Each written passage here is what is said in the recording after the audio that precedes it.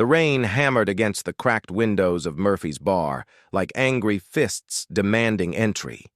Inside, the dim light cast long shadows across worn wooden floors that had absorbed decades of spilled beer and broken dreams. Sarah Martinez sat alone at the far corner of the bar, her fingers wrapped around a glass of water she hadn't touched in over an hour. She didn't drink anymore. Not since the incident in Afghanistan that changed everything. Not since she came home to a world that felt more foreign than any battlefield she'd ever known. The small town of Millbrook had been her refuge, a place where nobody knew her story, where she could disappear into the background and try to piece together what remained of her civilian life. The bell above the door chimed as someone entered, bringing with them the smell of wet asphalt and something else. Something that made Sarah's trained senses immediately alert. She didn't turn around, but her eyes found the reflection in the mirror behind the bar. 3 men, late 20s, moving with the false confidence that came from too much alcohol and too little sense. Tom Bradley led the group. Sarah had seen him around town, the kind of man who peaked in high school and spent the rest of his life trying to recapture that glory. He worked construction when he felt like it, spent most nights at Murphy's, and had a reputation for causing trouble when things didn't go his way. Tonight, something was different about him. There was an edge to his movements, a tension that spoke of a man looking for a fight. Well, Tom's voice cut through the low murmur of the bar's other patrons. Look what we have here, the Ice Queen herself. Sarah had earned that nickname over the past 3 months since arriving in Millbrook. She kept to herself, worked at the local hardware store during the day, and spent her evenings either at the small apartment she rented above the bakery or here at Murphy's, always alone, always quiet. People had tried to engage her in conversation, but Sarah had perfected the art of polite distance. She couldn't afford to let people get close, not anymore. She felt Tom's presence before she saw him slide onto the stool next to her. His friends flanked him on either side, Dave and Rick, carbon copies of their leader but with less conviction and more uncertainty. The bartender, old Murphy himself, glanced over with concern, but stayed where he was. Murphy had seen enough bar fights to know when to intervene and when to let things play out. You know, Tom continued, his words slightly slurred, but his intent crystal clear. It's not polite to ignore people in a small town like this. We're trying to be friendly. Sarah's reflection stared back at her from the mirror. To anyone looking, she appeared small, maybe 5'6", with shoulder-length dark hair and tired eyes that seemed to hold too many secrets. She wore a simple flannel shirt and jeans, nothing that would draw attention or suggest the deadly training that lay beneath the surface. She had learned long ago that being underestimated was often her greatest advantage. I'm not looking for company tonight, she said quietly, her voice steady and calm. Years of military training had taught her to control her tone even when every instinct screamed for action. Tom laughed, but there was no humor in it. See? That's your problem right there. You think you're better than us small-town folk walking around like you own the place, like we're all beneath you? The accusation was so far from the truth it would have been funny under different circumstances. Sarah felt anything but superior. If anything, she felt lost, broken, like a piece of machinery that had been pushed too far and could no longer function as designed. The military had been her home for 12 years, the Navy SEALs her family. Now she was just another veteran trying to figure out how to exist in a world that seemed to move too fast and make too little sense. That's not true, Sarah replied, still not turning to face him. I just prefer to keep to myself. Oh, she speaks, Rick chimed in, emboldened by Tom's aggression. Come on, sweetheart, 1 drink. What could it hurt? Sarah's jaw tightened. The endearment was meant to diminish her, to reduce her to something less than human. She had heard it before, in different contexts, usually right before someone made the mistake of thinking they could take advantage of her perceived weakness. I said no. The words came out sharper than she intended, and she saw Tom's face darken in the mirror's reflection. He was the kind of man who didn't handle rejection well, especially not in front of his friends, especially not from a woman who was supposed to be grateful for his attention. "Listen here, Princess." Tom's voice dropped to a menacing whisper. "You can't just come into our town and act like we don't exist. You owe us at least a conversation." Sarah finally turned to face him, and for just a moment, Tom caught a glimpse of something in her eyes that made him take an unconscious step back. It was there and gone so quickly, he thought he might have imagined it. A coldness, a calculation that spoke of someone who had seen death up close and personal. "I don't owe you anything," Sarah said, her voice still calm but carrying an undertone that made the hair on the back of Tom's neck stand up.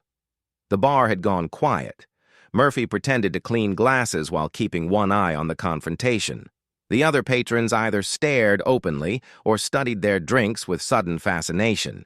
Everyone could feel the tension building like pressure in a steam pipe about to burst. Tom's pride wouldn't let him back down. Not now, not in front of everyone. He had built his reputation on being the toughest guy in Millbrook, the one nobody messed with. This quiet stranger wasn't going to change that.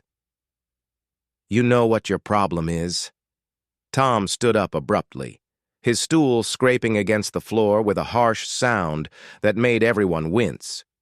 "You need someone to teach you some manners." Sarah remained seated, but every muscle in her body had shifted to high alert. Her breathing had automatically adjusted to the pattern that would give her maximum oxygen efficiency. Her weight had shifted to the balls of her feet, even though she was sitting down. Years of combat training had become as natural as breathing. "Please," she said quietly, "just walk away." It was a warning, disguised as a plea. Sarah was giving him one last chance to de-escalate, one final opportunity to choose a different path. She had no desire to hurt him or anyone else. Violence was a tool she had learned to use with surgical precision, but it was always the last resort. Tom either didn't hear the warning or chose to ignore it. His hand shot out and grabbed Sarah's wrist, his fingers digging into her skin with enough force to leave bruises. "You're going to sit here and have a drink with us, and you're going to smile and pretend you like it," he growled. Sarah looked down at his hand on her wrist, then back up at his face. In that moment, Tom saw something that made his blood run cold. The tired, defeated woman was gone, replaced by someone else entirely, someone dangerous. "Let go of me," Sarah said, and her voice was completely different now.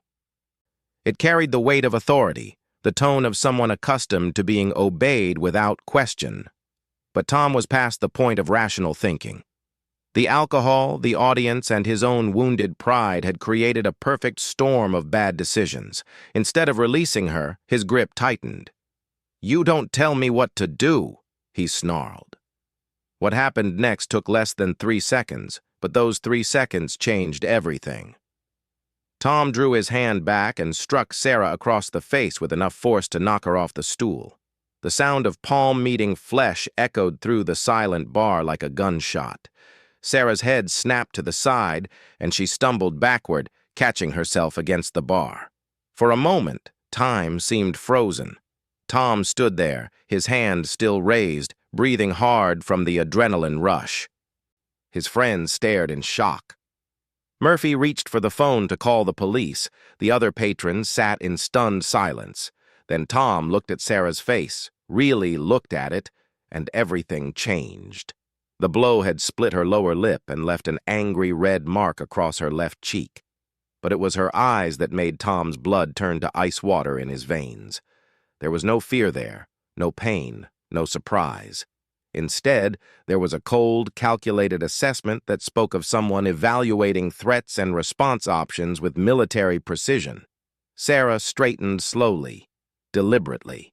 She wiped the blood from her lip with the back of her hand and looked at it with the detached interest of someone cataloging damage. When she looked back up at Tom, he saw death in her eyes. Not anger, not rage. Death.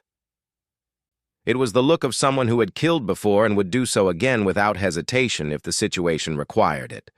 Tom had seen tough guys, had fought with his share of barroom brawlers and street fighters. But this was something entirely different. This was the look of a predator that had been playing the role of prey, and the game had just changed. "You made a mistake," Sarah said quietly, and Tom realized with growing horror that she wasn't talking to him like a victim talks to an attacker. She was talking to him like a hunter talks to prey. Sarah's stance had shifted almost imperceptibly. Her weight was now perfectly balanced, her hands relaxed but ready, her breathing controlled and steady. To the untrained eye, she might have looked like a woman preparing to run or cower. But Tom, for all his faults, had enough experience with violence to recognize a fighter when he saw one. And he was beginning to realize that he was looking at someone who was very, very good at fighting. Dave and Rick sensed the change, too. They began to back away slowly, their earlier bravado evaporating like morning mist. Murphy had stopped pretending to clean glasses and was openly staring now, the phone forgotten in his hand. "Now wait a minute," Tom stammered, his voice lacking the confidence it had carried moments before. "I didn't mean... I was just..." But Sarah wasn't listening to his excuses. She was studying him with the clinical detachment of someone who had been trained to identify weak points, pressure points, angles of attack and retreat. Her mind was automatically calculating distances, timing, the physics of violence with a precision that came from years of training and real-world application. Tom took a step back, then another. Something deep in his primitive brain was screaming danger signals, telling him to run, to get as far away from this woman as possible. But his pride and his audience kept his feet planted, even as every survival instinct he possessed was telling him he had just woken up something that was far more dangerous than he could possibly imagine. Sarah touched her split lip again, looking at the blood on her fingers with an expression that made Tom's knees weak. When she looked back up at him, she smiled, and that smile contained absolutely no warmth or humanity whatsoever. "Do you know what you just did?" she asked, her voice conversational, almost friendly. It was somehow more terrifying than any scream or threat could have been. Tom opened his mouth to respond, but no words came out. He was beginning to understand that he had just crossed a line he couldn't uncross. Awakened something that perhaps should have been left sleeping. The bar remained frozen in tableau, everyone sensing that they were witnessing something significant, something that would be talked about for years to come. But none of them, not even Tom, had any idea just how drastically their quiet little evening was about to change. Because Sarah Martinez wasn't just another small-town newcomer trying to stay out of trouble. She was something else entirely, something that Tom's single act of violence had just brought roaring back to life. The silence in Murphy's bar stretched like a rubber band about to snap. Sarah stood perfectly still, her eyes locked on Tom's face as she watched the fear slowly creep into his features. Years of combat experience had taught her to read people like books, and right now Tom was an open novel screaming terror on every page. "You want to know what you just did?" Sarah repeated, her voice still carrying that unnaturally calm tone that made everyone in the bar want to run for the exits. "You just hit a United States Navy SEAL." The words fell into the silence like stones into still water, creating ripples of shock that spread through every person present. Tom's face went from red to white so quickly it looked like someone had flipped a switch. Dave and Rick, who had been slowly backing away, froze completely as the implications hit them. "That's impossible," Tom whispered, but his voice lacked any conviction. Deep down, he was beginning to believe it was not only possible but terrifyingly true. Sarah reached into her back pocket with deliberate slowness, making sure everyone could see exactly what she was doing.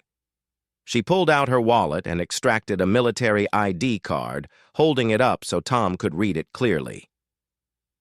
"Petty Officer First Class Sarah Martinez," she said, reading from the card. Naval Special Warfare Development Group. Combat deployments to Afghanistan, Iraq, Syria, and Somalia. 12 years of active duty service, expert marksman, demolition specialist, close quarters combat instructor. Each qualification fell like a hammer blow. Tom's knees were actually shaking now as the full weight of his mistake began to sink in. He had just struck a trained killer, someone who had spent over a decade learning how to eliminate targets with maximum efficiency and minimum noise. I retired 6 months ago, Sarah continued, putting the ID away with the same deliberate care. Medical discharge, PTSD, anger management issues. She paused, letting that last part sink in. Guess we're about to find out how well the anger management is working. Murphy finally found his voice. Sarah, now let's all just calm down here. Nobody needs to do anything they'll regret. Sarah's eyes flicked to the bartender for just a moment, and Murphy saw something there that made him take an involuntary step backward. It was the look of someone who had moved far beyond regret, who had done things that most people couldn't imagine and learned to live with the consequences.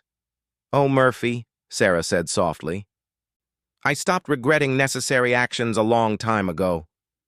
Tom tried to speak, but only managed a strangled sound. His mouth was moving, but no coherent words were coming out. The confident man who had swaggered into the bar was gone, replaced by someone who was finally beginning to understand the magnitude of the mistake he had made.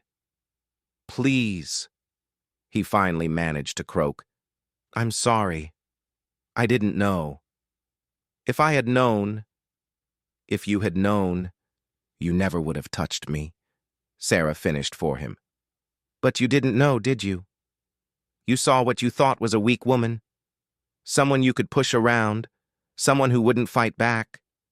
You made assumptions.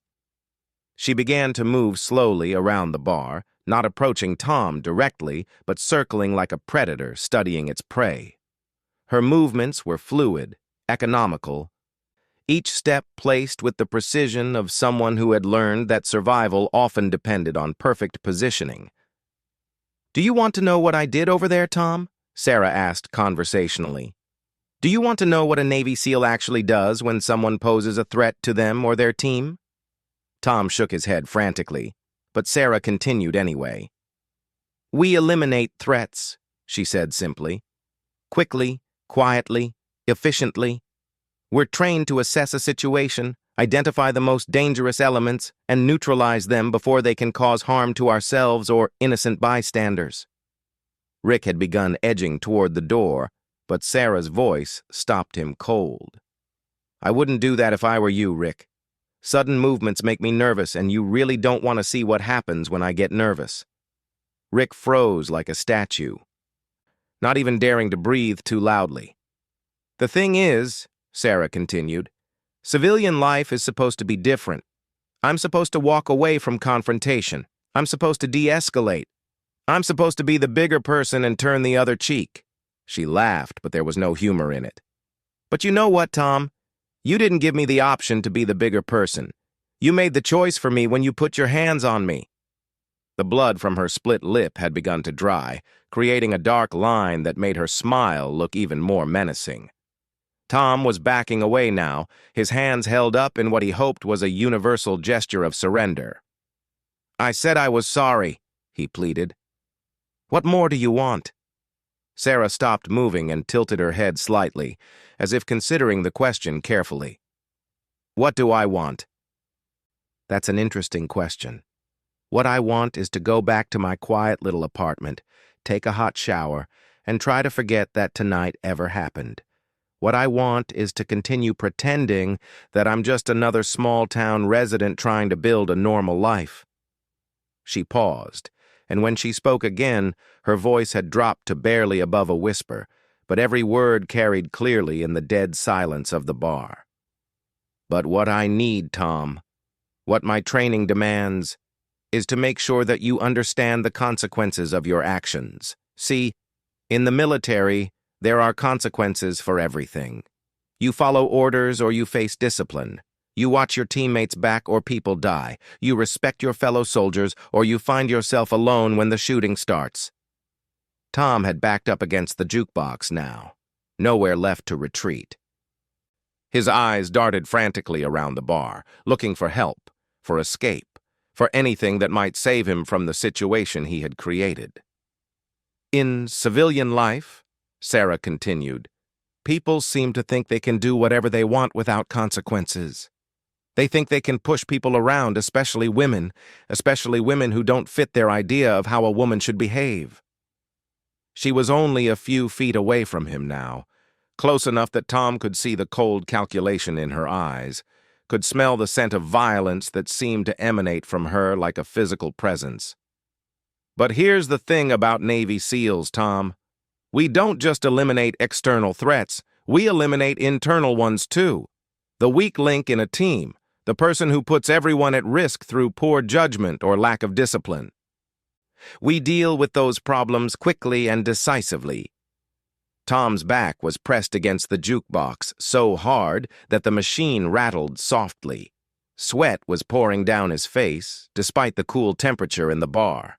He kept glancing toward his friends, but Dave and Rick were too terrified to move, let alone help. So here's what's going to happen, Sarah said, her voice taking on the tone of someone issuing orders that would be followed without question. You're going to learn about consequences, real consequences, the kind that make sure you never, ever make this mistake again.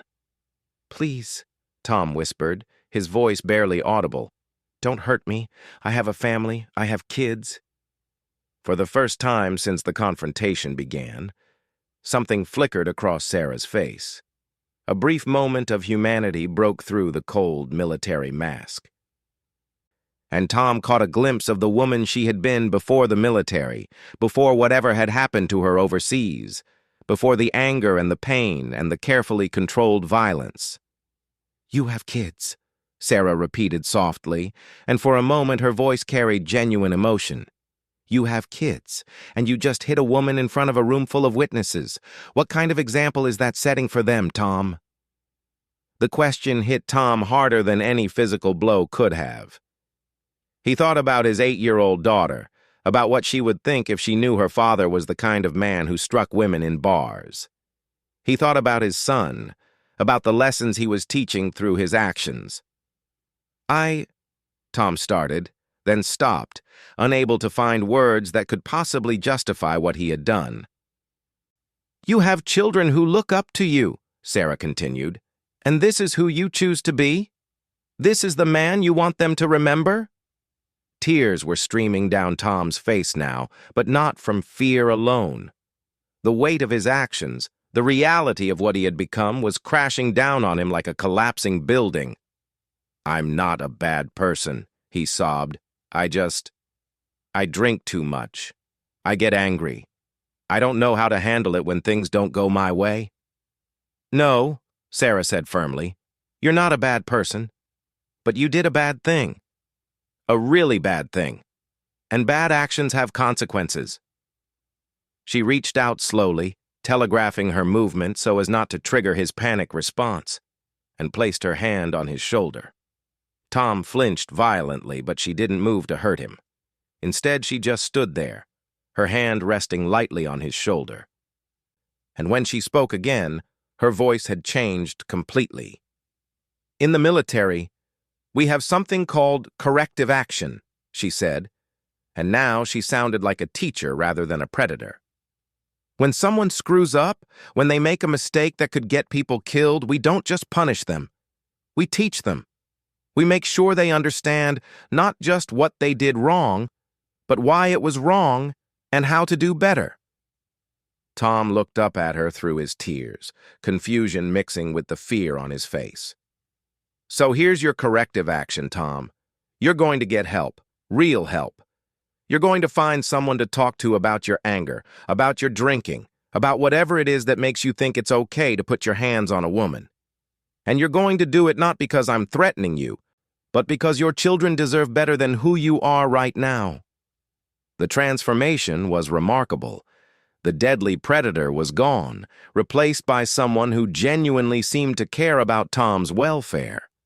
But underneath the compassion, Tom could still sense the steel, still feel the barely contained violence that would emerge again if he made another wrong choice. "And if you don't," Sarah added quietly, "if you continue down this path, if you keep drinking and fighting and hurting people, then eventually you're going to run into someone like me again. Only next time, they might not be having a good day.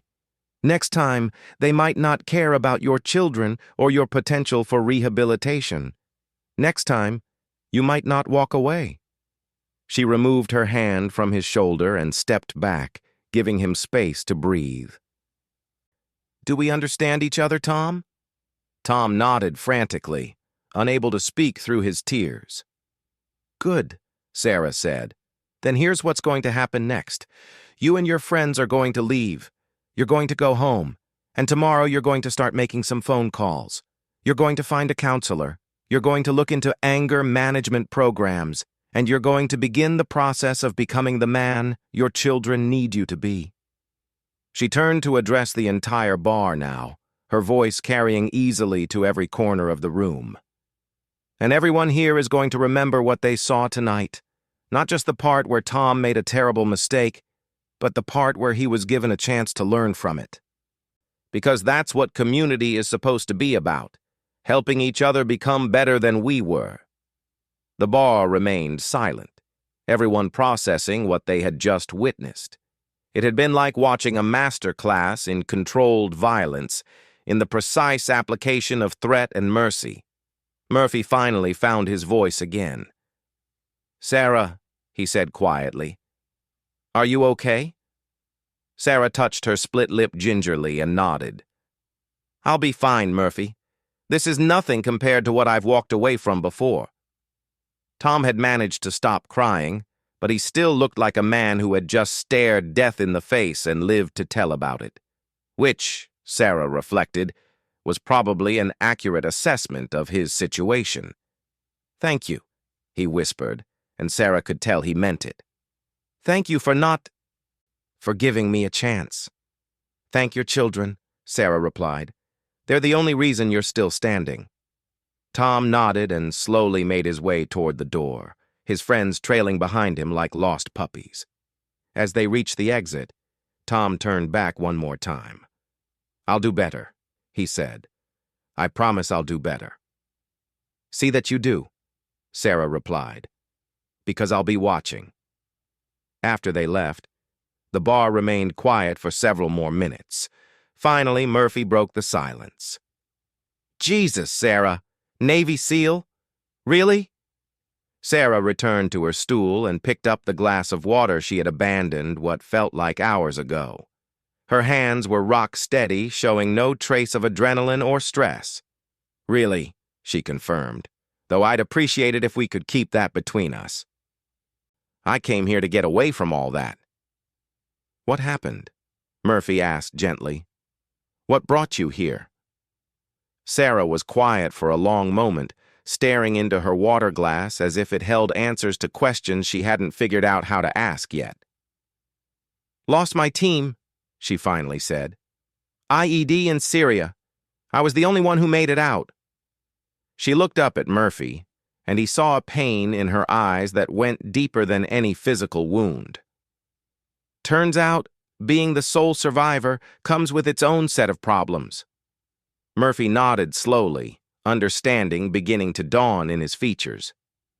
"And you've been running from it ever since." "Something like that," Sarah agreed. "Thought maybe if I could find a quiet place, somewhere nobody knew who I was or what I'd done, maybe I could figure out how to be human again." "Well," Murphy said, refilling her water glass, "for what it's worth, I think you handled that about as humanely as anyone could have. You could have seriously hurt him, but you chose not to." Sarah nodded, but she didn't look entirely convinced. "The old me would have put him down hard and fast. Threat elimination was always my first instinct. But tonight, I don't know. Something held me back." "Maybe that something was the person you're trying to become," Murphy suggested. Sarah considered this, turning the idea over in her mind like a puzzle piece she was trying to fit into place. Maybe, she said finally.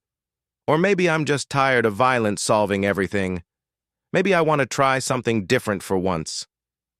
The bar was beginning to fill with whispered conversations as the other patrons gradually returned to their drinks and their lives. But Sarah could feel their eyes on her, could sense the mixture of fear and fascination that her revelation had created. "Things are going to be different now," she said quietly. "Everyone knows what I am." "Is that necessarily a bad thing?" Murphy asked. "Maybe now you won't have to pretend to be someone you're not." Sarah smiled for the first time that evening, and this smile was real, touched with genuine warmth and possibility. "You know what, Murphy? Maybe you're right. Maybe it's time to stop hiding from who I am and figure out how to be that person in a world that isn't trying to kill me." Outside, the rain had stopped, and through the window Sarah could see stars beginning to appear in the clearing sky. For the first time in months, the future didn't feel like something to be endured, but something to be built. She finished her water and left money on the bar, including a generous tip for Murphy's discretion and understanding. "See you tomorrow?" Murphy asked. "Yeah," Sarah said, heading toward the door. "See you tomorrow." But as she stepped out into the cool night air, Sarah knew that tomorrow would be different. Tonight had changed something fundamental, had forced her to confront not just her past, but her potential future. The question now was what she was going to do with that knowledge. The walk home was quiet, giving her time to think about Tom and his children, about second chances and the weight of consequences. By the time she reached her apartment above the bakery, Sarah had made a decision. It was time to stop running from who she was and figure out how to use her skills for something other than destruction. The town of Millbrook had given her refuge when she needed it most. Maybe now it was time to give something back. 3 weeks had passed since the incident at Murphy's bar, and Millbrook felt like a different town. Word had spread quickly about Sarah's military background, but not in the way she had expected. Instead of fear or suspicion, she found herself being approached by people who had never spoken to her before. Mrs. Henderson from the flower shop stopped her on the street to thank her for helping Tom Bradley find a counselor.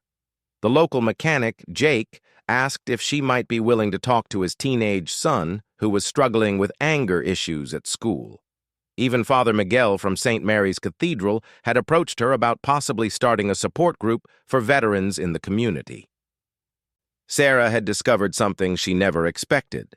Millbrook had more veterans than she realized, and many of them were struggling with their own demons in silence. She was restocking shelves at Henderson's Hardware when the bell above the door chimed. Sarah looked up to see Tom Bradley standing in the doorway, looking nervous but determined. His face was clean-shaven, his clothes neat, and his eyes held a clarity that had been absent 3 weeks ago. "Sarah," he said quietly, removing his baseball cap. "Could I talk to you for a minute?" Sarah set down the box of screws she had been organizing and nodded. "Of course. What's on your mind?" Tom approached slowly, as if he was still somewhat afraid of her, but his voice was steady when he spoke. "I wanted to thank you, and to tell you about what's been happening." He had been attending Alcoholics Anonymous meetings in the next town over, he explained, and had started seeing a counselor twice a week. More importantly, he had sat down with his children and explained that he had made some serious mistakes and was working to become a better father. "My daughter asked me if I had hurt someone," Tom said, his voice thick with emotion. "I had to tell her the truth. It was the hardest conversation I've ever had, but also the most important one." Sarah listened without judgment, recognizing the courage it took for him to face his children with honesty. How did she react? She was upset, disappointed, but she said she was proud of me for trying to get help. Tom's eyes filled with tears. I almost lost everything because of my anger and my drinking. If you hadn't stopped me that night, if you hadn't shown me what I was becoming—" "You stopped yourself," Sarah interrupted gently. "I just gave you a mirror to see what you were looking at. The decision to change was yours." Tom nodded, wiping his eyes with the back of his hand. "I wanted you to know that I'm different now. Not perfect, not healed, but different. And I wanted to ask if there's anything I can do to help you." The question caught Sarah off guard. "Help me with what?" "Father Miguel told me you've been thinking about starting a program for veterans. I know I'm not a veteran myself, but I've been where a lot of them are, lost, angry, turning to alcohol to numb the pain. Maybe my experience could be useful." Sarah studied his face carefully, looking for any sign of insincerity or hidden agenda. What she saw was a man who had genuinely changed, who understood that redemption required action, not just good intentions. "Actually," she said slowly, "there might be something you could help with." Over the past 3 weeks, Sarah had been quietly reaching out to the veterans in Millbrook. What she had discovered was both heartbreaking and inspiring. There was Jimmy Rodriguez, a Marine who had lost his leg in Afghanistan and spent most days drinking alone in his apartment. There was Linda Chen, an Army medic who couldn't sleep without nightmares and had isolated herself from everyone she cared about. There was old Pete Sullivan, a Vietnam veteran who had been fighting his demons for over 40 years without ever talking to another soul about what he had seen. Each of them was fighting the same battle Sarah had been fighting, the struggle to find meaning and purpose in a world that seemed to have no place for their particular set of skills and experiences. "I've been thinking about what you said," Sarah told Tom as they walked to the back of the store where they could speak more privately. "About consequences and second chances. I think maybe that's what's missing for a lot of veterans. Not just support or therapy, though those are important, but consequences that matter and second chances that have real meaning." Tom looked confused. "I'm not sure I follow." Sarah pulled out a notebook she had been carrying, filled with ideas and plans she had been developing. "What if we could create something that gave veterans a way to use their skills for something positive? Something that helped the community while also helping them heal?" She had been researching similar programs in other parts of the country. Veterans working with at-risk youth, using their discipline and leadership skills to mentor kids who were heading down dangerous paths. Former military personnel using their technical expertise to help elderly residents with home repairs they couldn't afford. Combat medics providing first aid training to local schools and businesses. "Think about it," Sarah continued, her excitement growing as she spoke. "We have people who have been trained to lead, to solve problems under pressure, to work as a team toward a common goal. But they come home, and we treat them like they're broken, like their only options are disability payments and therapy sessions." Tom was beginning to understand. "You want to give them missions again, purpose." "Exactly. But missions that build instead of destroy. Missions that help them reconnect with their communities instead of isolating them from the world." Sarah had already spoken with Father Miguel about using the church's community center as a meeting place. She had contacted the mayor about potential partnerships with city services. She had even reached out to her old commanding officer about getting official support from the Veterans Administration. "But I need someone who understands what it's like to hit rock bottom," Sarah said, looking directly at Tom. "Someone who can talk to these veterans not as a fellow soldier, but as someone who has struggled with similar issues and found a way through." Tom was quiet for a long moment, processing what Sarah was asking of him. "You want me to share my story with them. I want you to show them that change is possible, that hitting bottom doesn't have to be the end of the story." 2 weeks later, the first meeting of the Millbrook Veterans Community Service Corps took place in the basement of St. Mary's Cathedral. Sarah had expected maybe 5 or 6 people to show up. Instead, she found herself looking at nearly 20 veterans ranging in age from 22 to 78. Jimmy Rodriguez had come despite his initial reluctance, bringing with him 2 other Marines she hadn't known lived in the area. Linda Chen sat in the back row, her arms crossed defensively, but her eyes alert and interested. Pete Sullivan had arrived early and helped Sarah arrange the chairs, grumbling about newfangled ideas, while clearly hungry for human connection. Tom Bradley sat in the front row, his notebook open and ready. He had become Sarah's unofficial co-coordinator, bringing to the project an enthusiasm and dedication that impressed everyone who worked with him. "I know this is new for everyone," Sarah began, looking around the room at faces that showed varying degrees of skepticism, hope, and curiosity. "And I know that most of you are probably wondering why you're here, or if this is just another feel-good program that won't actually change anything." She paused, letting her gaze rest on each person present. "I'm not going to lie to you. This isn't therapy, though we'll help you find that if you need it. This isn't a job program, though some of what we do might lead to employment opportunities. This is something different." Sarah walked to the whiteboard she had set up and wrote a single word: purpose. "How many of you miss having a mission?" she asked. Almost every hand in the room went up. "How many of you feel like your skills and experience are being wasted?" Again, most hands were raised. "How many of you want to feel like you matter again?" This time, every single hand was raised. "That's what this is about," Sarah said. "Not fixing what's broken, but using what's strong. Not focusing on what you've lost, but building on what you've gained." She outlined the program she had developed with input from Tom and Father Miguel.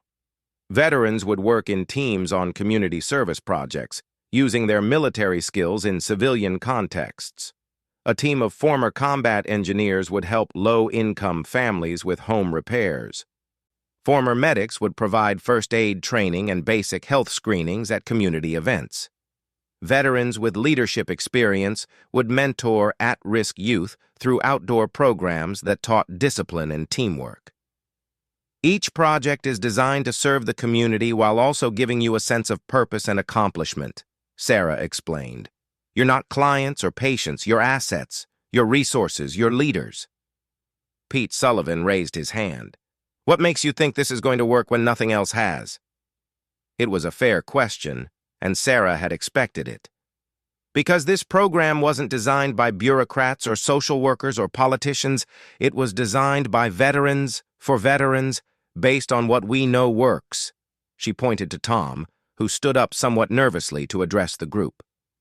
"My name is Tom Bradley," he began, "and I'm not a veteran. But 3 weeks ago, I was an angry, drunk, violent man who was destroying everything good in my life. Sarah could have hurt me badly that night. Instead, she gave me something more valuable than punishment. She gave me the chance to become someone better." Tom told his story with painful honesty, describing his lowest moments and the daily work of rebuilding his life. When he finished, the room was silent except for the sound of Linda Chen quietly crying in the back row. "The thing is," Tom continued, "I realized that I wasn't broken. I was just lost. I had forgotten who I was supposed to be, what I was supposed to stand for. This program isn't about fixing broken people. It's about helping good people remember who they are." After Tom sat down, Sarah opened the floor for questions. The discussion that followed was unlike anything she had experienced since leaving the military. These men and women, who had been isolated and struggling alone, began to share stories, offer support, and volunteer for projects with an enthusiasm that surprised everyone present. Jimmy Rodriguez, the Marine with the prosthetic leg, volunteered to lead the youth mentoring program. "These kids need to see that losing a limb doesn't mean losing your ability to serve," he said simply. Linda Chen offered to coordinate the health screening initiative. "I became a medic because I wanted to help people," she said. "Maybe it's time I remembered that." Pete Sullivan grumbled about kids these days, but signed up to help with the home repair team. "Been fixing things for 50 years," he muttered. Might as well make myself useful. By the end of the meeting, every veteran present had committed to at least one project, and several had volunteered to help with recruitment and coordination. As people began to file out, talking excitedly about upcoming projects and exchange contact information, Tom approached Sarah. "This is really going to work, isn't it?" he said, unable to hide his amazement. Sarah looked around the room at veterans who had arrived as isolated individuals and were leaving as part of a team. "Yeah," she said, smiling for what felt like the first time in months. "I think it really is." Over the following months, the Millbrook Veterans Community Service Corps became a model for similar programs across the state. The home repair team had helped dozens of families winterize their homes and make necessary safety improvements. The health screening program had identified several serious medical conditions early enough for effective treatment. The youth mentoring program had helped several at-risk teenagers find direction and purpose in their lives. But more importantly, the veterans themselves had transformed. Jimmy Rodriguez had enrolled in college to study social work. Linda Chen had returned to nursing school. Pete Sullivan had started dating a widow from his church and was planning to propose on Christmas Eve. Sarah found herself busier than she had been since leaving the military, but it was a different kind of busy. Instead of preparing for destruction, she was building something lasting. Instead of eliminating threats, she was creating opportunities. The incident at Murphy's Bar had forced her to confront who she was and what she was capable of. But the real victory wasn't in how she had handled Tom Bradley's violence. It was in how she had chosen to transform that moment of conflict into something constructive and healing. On a cold December evening, Sarah stood in the window of her apartment, looking down at the town square where a group of veterans was setting up a Christmas tree for the community celebration. Tom Bradley was there, directing the effort with the natural leadership skills he had discovered through his work with the program.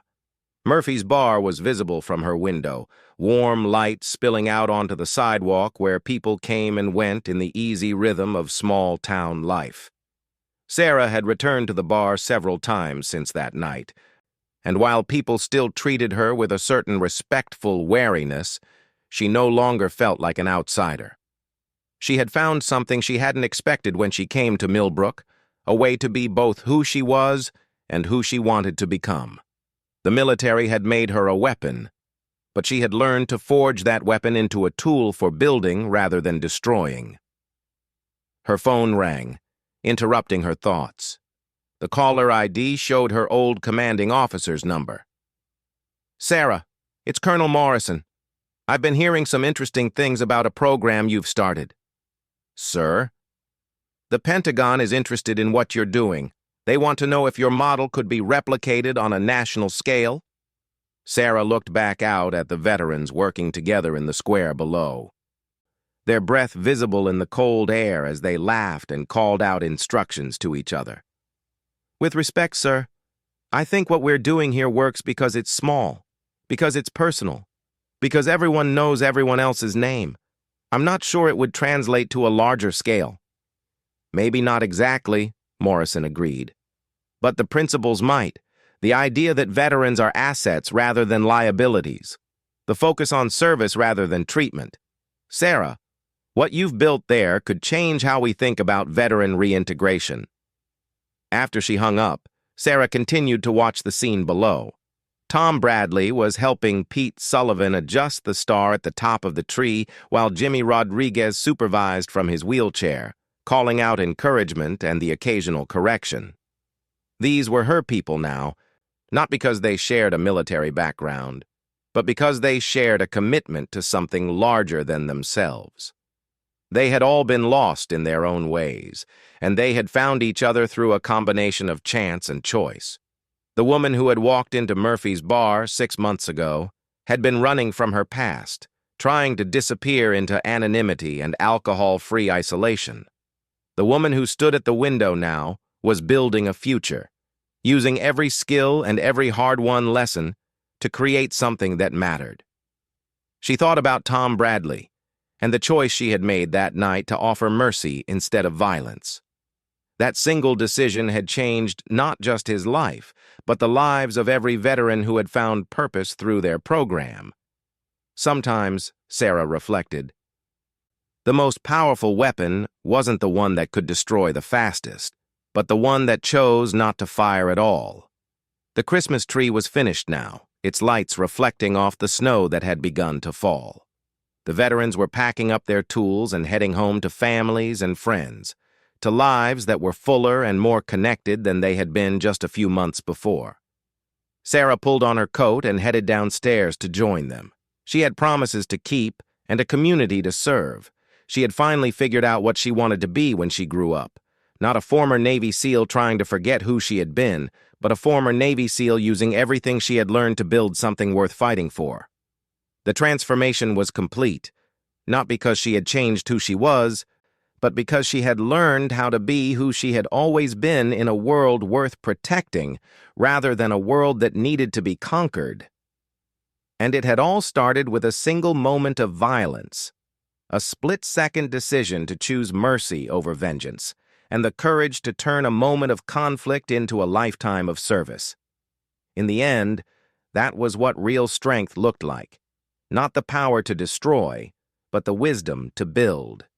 Not the ability to end fights, but the capacity to prevent them. Not the training to be a weapon, but the choice to be a shield for those who needed protection most. Sarah Martinez had struck back that night, but not in the way anyone expected. She had struck back against despair, against isolation, against the idea that warriors had no place in a world of peace. And in doing so, she had discovered that sometimes the most powerful blow you can deliver is the one that helps someone else stand up.